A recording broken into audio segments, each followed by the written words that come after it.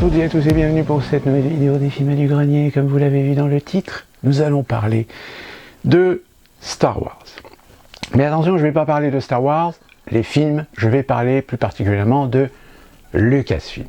Lucasfilm, c'est la société de production qui avait créé George Lucas en 1976 pour pouvoir accomplir son grand projet qui était Star Wars New Hope, que l'on connaît en France à l'époque sous le titre de La Guerre des Étoiles.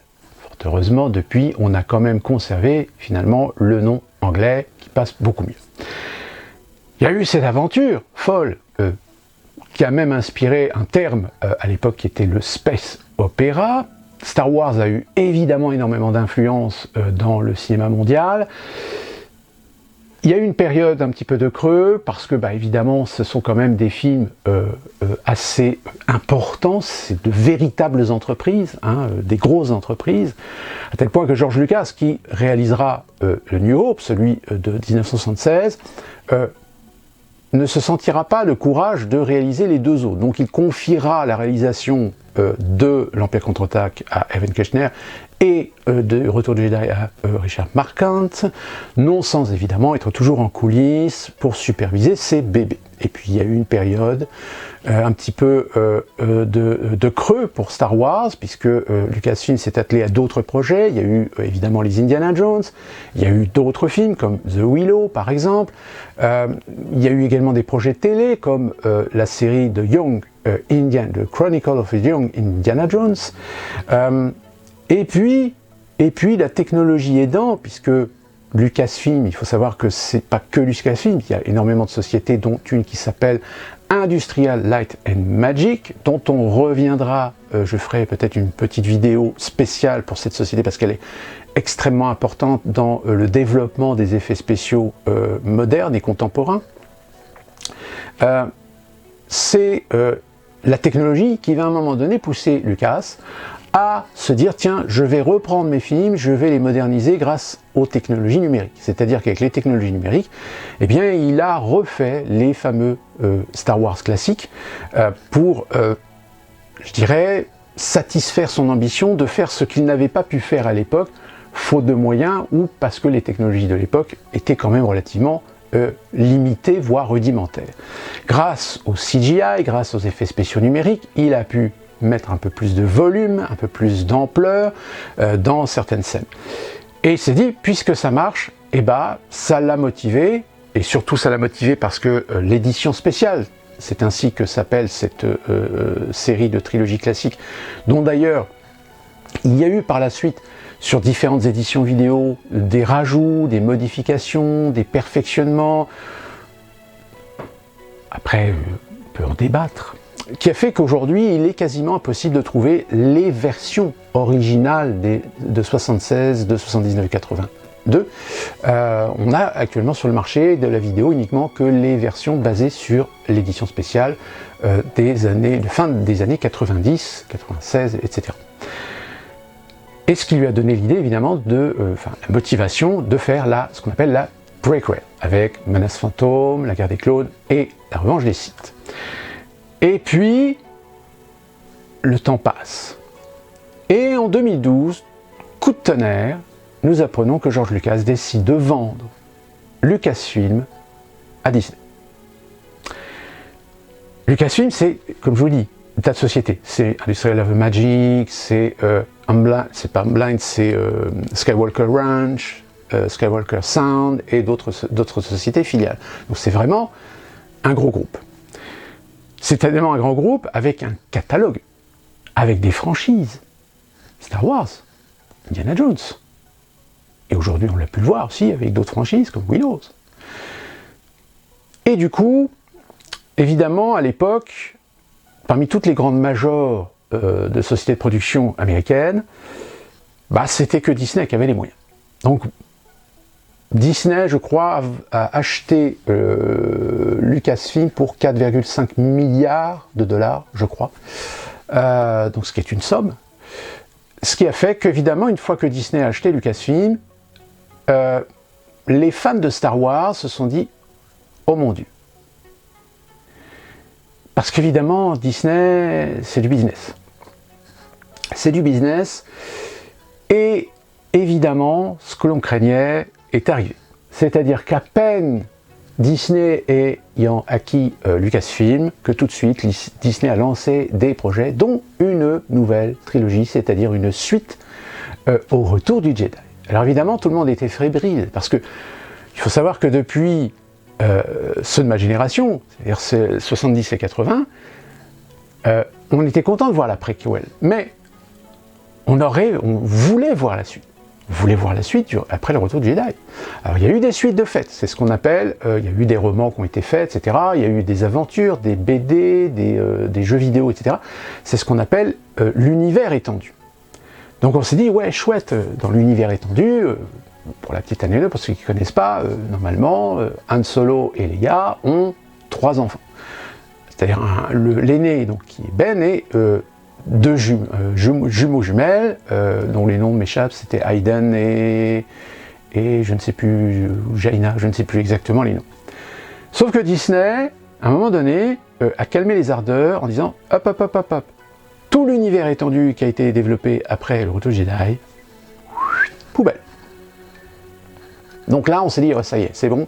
Disney s'approprie évidemment l'univers et la franchise de Star Wars. Et bien le résultat, on l'a vu, hein,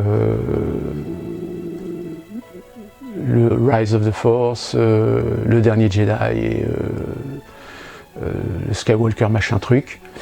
Bon, c'est sympa, c'est gentil, mais voilà, c'est pas du Star Wars. C'est pas du Star Wars, c'est du Disney.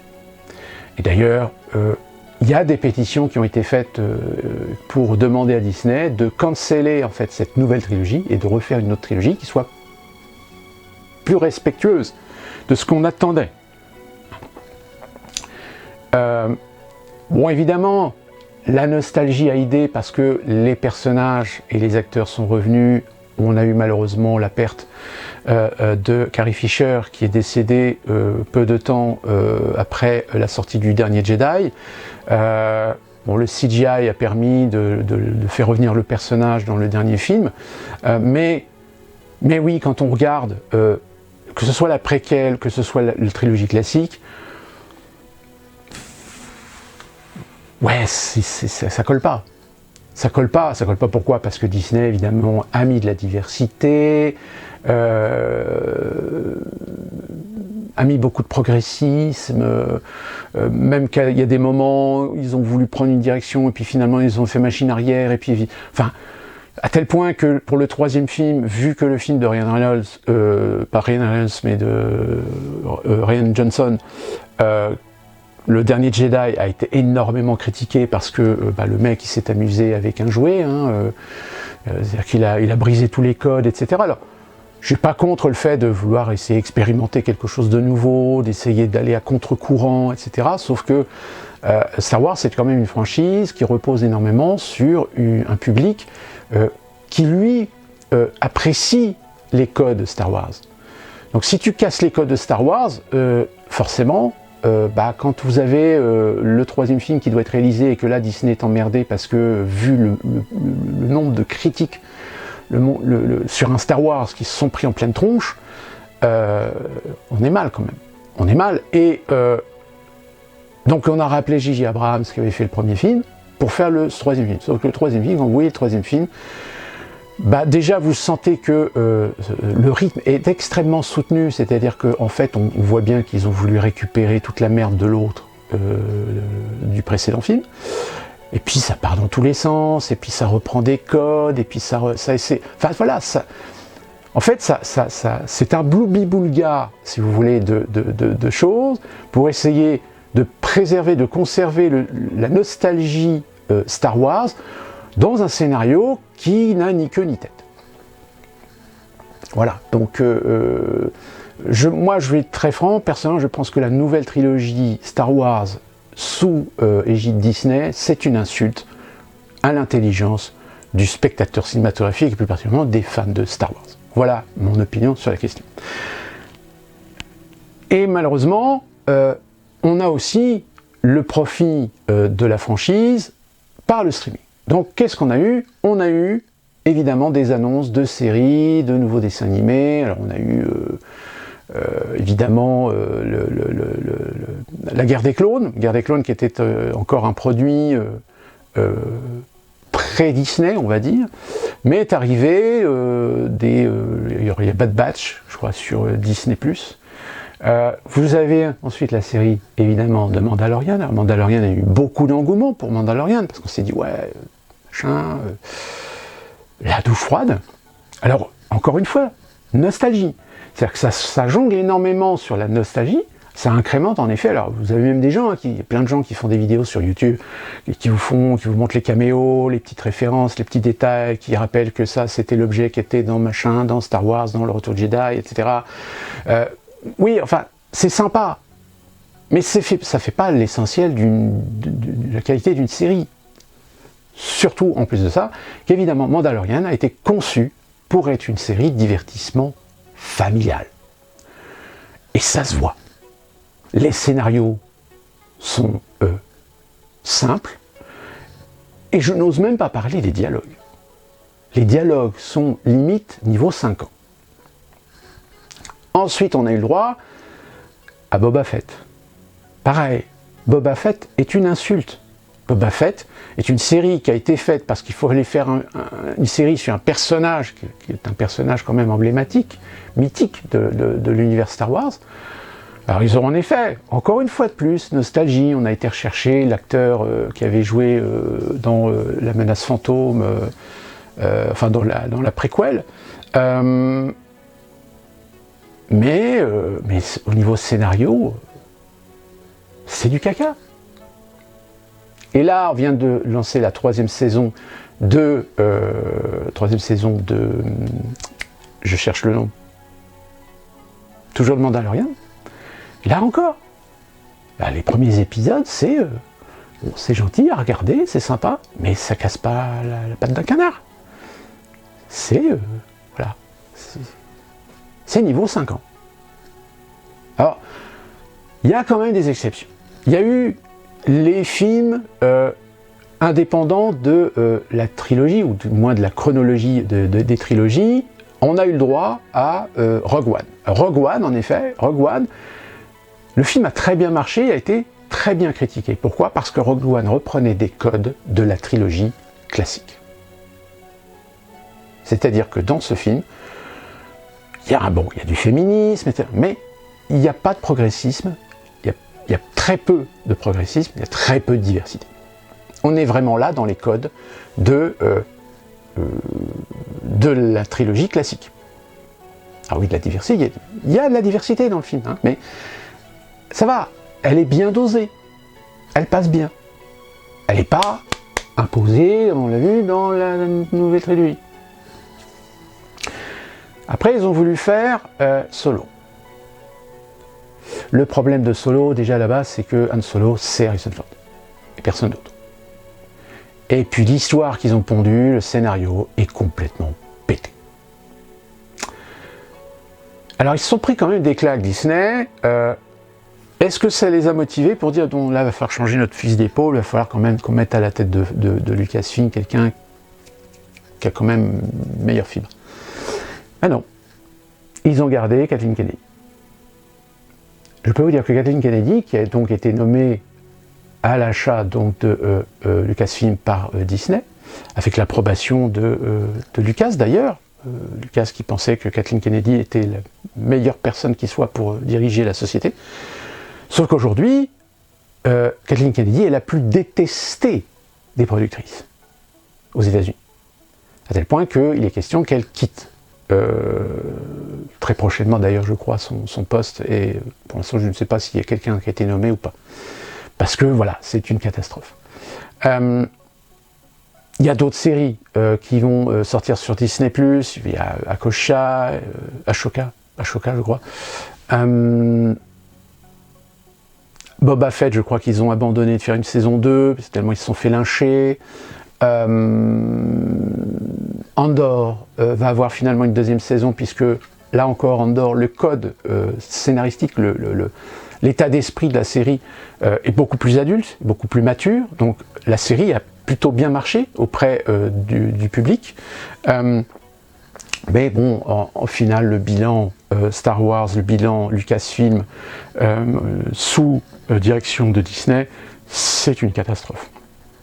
Et le coup de butoir, il vient de ce nouveau livre. Alors je ne sais pas si vous allez avoir une édition française en France, je pense que oui, parce que c'est une édition Taschen, et je sais qu'il y a eu déjà des livres qui ont été faits avec cet éditeur, et qu'il y a des éditions françaises. Mais pour l'instant, il n'y a que l'édition américaine. Le livre vient de sortir, il y avait déjà eu un premier livre sur la trilogie classique, et là c'est sur la préquelle. C'est The Star Wars Archives, donc épisode 1 à 3, 1999 à 2005. Le voici. Donc ça, c'est la version la moins chère, hein, c'est plus facile à ranger. Vous avez une autre édition qui est plus une édition collector, qui est un gros modèle. Bon, va falloir sortir 200 boules quand même, hein, pour le gros modèle. Mais là, ce modèle-là est pour les fans qui n'ont pas envie de claquer des 100 et des 1000, hein, vous voyez, c'est quand même un truc très complet sur la préquelle. Et il y a à l'intérieur une interview de Lucas, justement, monsieur Lucas, qu'on voit ici. Et dans cette interview, donc il explique finalement pourquoi il a vendu Lucasfilm. Il explique, on le savait déjà plus ou moins, qu'à 69 ans, il s'est dit, moi j'ai pas la force, j'ai pas le courage de continuer à faire vivre une franchise sans prendre le risque peut-être de faire des conneries. Ceux qui connaissent Lucas savent que Lucas, c'est un génie dans certains domaines, moins bon dans d'autres. Surtout en ce qui concerne, par exemple, les dialogues. On le sait, on l'a vu, même si vous voyez la préquelle, donc le Menace Fantôme, Guerre des clones et Revanche des Sith, même en version originale, quand je l'ai vu en version originale, les dialogues, je me suis dit, est-ce que j'ai bien compris ce qu'ils disent? Parce que c'est tellement bête, tellement simple, même la direction d'acteur, hein, je ne sais pas si, quand vous êtes un peu cinéphile, je suis désolé, mais dans la préquelle, on voit bien qu'il y a quand même un gros souci, quoi. C'est-à-dire que les acteurs essaient de faire un effort, mais on sent bien qu'ils ne sont pas dedans. Ça se voit, je veux dire, c'est très clair, net. Je veux dire, surtout Nathalie Portman qui surjoue, à la limite, il y a que Ewan McGregor qui a réussi à faire une proposition qui a été énormément plébiscitée dans ce rôle de Obi-Wan. Peut-être une des raisons pour laquelle d'ailleurs ça a motivé de vouloir faire une série Obi-Wan, sauf que le problème, encore une fois de plus, au niveau des scénarios, c'est une catastrophe. Je veux dire, la série Obi-Wan, c'est encore une fois, c'est une insulte à l'intelligence du spectateur. C'est n'importe quoi. Même les scènes avec Dark Vador, enfin, c'est pathétique. Voilà. Bon.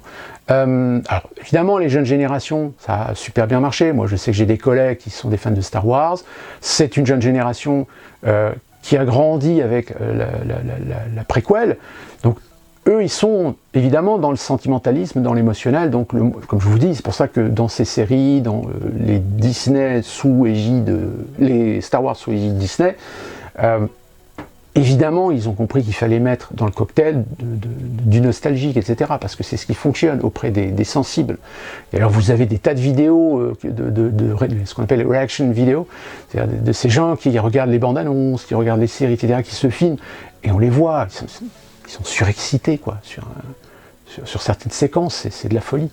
Et donc, dans ce livre, dans cette interview, eh ben, il le dit sans le dire, que peut-être finalement, il regrette. Je rappelle que pendant un temps, Lucas avait gardé plus ou moins un œil, mais c'était un œil de consultant. Voilà, c'est un statut un petit peu bâtard pour dire, voilà, on ne te jette pas, hein, mais voilà, tu prends ton salaire et puis tu fermes ta gueule. En gros, c'est un peu ça. Donc, pour les fans de Star Wars, évidemment, je ne saurais trop vous conseiller de vous procurer ce livre-là et l'autre livre dont la couleur est noire, parce que là, c'est vraiment des bibles qui sont très intéressantes pour la trilogie classique et la préquelle. Aujourd'hui, le destin de Lucasfilm, c'est quoi? Comme je vous l'ai dit, certainement que Kathleen Kennedy va dégager. Pour qui? On ne sait pas. il y a le nom de Jon Favreau qui circule, potentiellement, parce que c'est vrai que Jon Favreau a quand même réussi à sauver un petit peu les meubles. C'est pour ça que d'ailleurs que c'est un réalisateur aujourd'hui très prometteur, parce que c'est le genre de mec quand même qui a été sur la franchise Marvel et sur la franchise de Star Wars.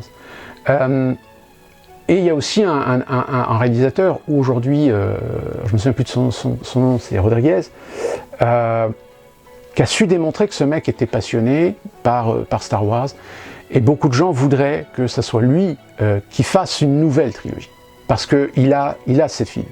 Il a su la démontrer dans Clone Wars, qu'il avait cette fibre Star Wars, qu'il avait ce respect de l'univers de Star Wars. Rian Johnson, il était question qu'apparemment il écrive les scénarios de la nouvelle trilogie qui est prévue, sauf que, vu pareil encore Disney qui s'est pris du bois dans la figure, ils ont dit non c'est bon, on laisse tomber. Donc aujourd'hui, on sait que Disney a l'intention, et d'ailleurs ça a été même inclus dans les calendriers qu'ils publient chaque année, bon, les dates changent mais les projets sont toujours dans la boîte, mais pour l'instant on n'en sait rien. On ne sait rien puisqu'il n'y a rien d'écrit. Donc, pour ce qui concerne Star Wars, on peut juste se contenter de ce que Disney, de toute façon, pour l'instant, est bien lancé, c'est-à-dire se servir de Star Wars pour essayer de développer sa plateforme Disney+, et d'attirer toujours plus d'abonnements, avec toujours plus de Star Wars. Sauf que le problème, c'est que la majorité des séries qu'ils pondent sont des séries tellement bêtifiantes, tellement familiales, tellement simplistes, que évidemment ça leur attire plus de problèmes qu'autre chose. Donc voilà ce que je pourrais vous dire de façon assez simple. Je ne peux pas aller dans le détail concernant cette histoire, mais au moins dans ces vidéos, maintenant vous savez, vous connaissez un petit peu l'essentiel de cette aventure qui a été celle de George Lucas, qui a été celle de Star Wars et de Lucasfilm, et où est-ce qu'on en est aujourd'hui, où est-ce qu'on en est de cette franchise, disons-le carrément, que c'est une franchise, c'est peut-être une des franchises les plus lucratives de l'histoire du cinéma, même si Avatar a dépassé largement en matière d'entrée, en matière de recettes, les films de Star Wars, mais les films de Star Wars, c'est un business. Vous avez tout le merchandising, et d'ailleurs, c'est ce que Lucas, à l'époque, lorsqu'il a fait ce premier film, il avait laissé tomber les droits sur ces films qui, à l'époque, avaient été coproduit par la 20th Century Fox, mais par contre, il avait gardé le bénéfice sur tous les produits dérivés, et c'est ce qui a fait sa fortune. Puisque je crois, dans les années 80, il avait réussi à amasser, rien qu'en licence de produits dérivés, plus de 400 millions de dollars, 450 millions de dollars. Donc voilà, et ça a été un petit peu un précurseur d'ailleurs du merchandising, comme on l'appelle aujourd'hui, sur les films, surtout sur les blockbusters américains.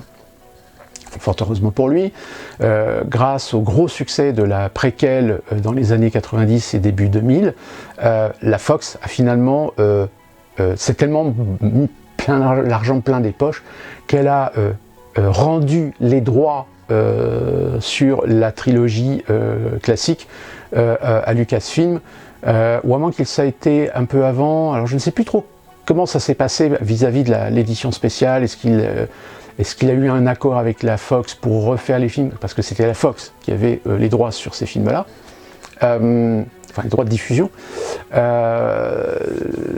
Je ne sais pas si vous êtes encore plus fan que moi, ou si vous êtes vraiment accro à ce genre de détails. N'hésitez pas à mettre vos commentaires dans cette vidéo. N'hésitez pas aussi à ajouter aussi des informations que peut-être je n'aurais pas parlé, ne pas les ajouter, etc. Dans les commentaires, pour permettre à ceux qui verront cette vidéo d'avoir le plus d'informations complètes concernant Lucasfilm, concernant Star Wars. On refera certainement une vidéo plus spécifique à Lucasfilm, puisque je vous montrerai d'autres livres qui sont tout aussi passionnants quand on est cinéphile, surtout sur cet univers, sur ce sujet. Et nous on se retrouve très prochainement pour une nouvelle vidéo des films du grenier, et à très bientôt.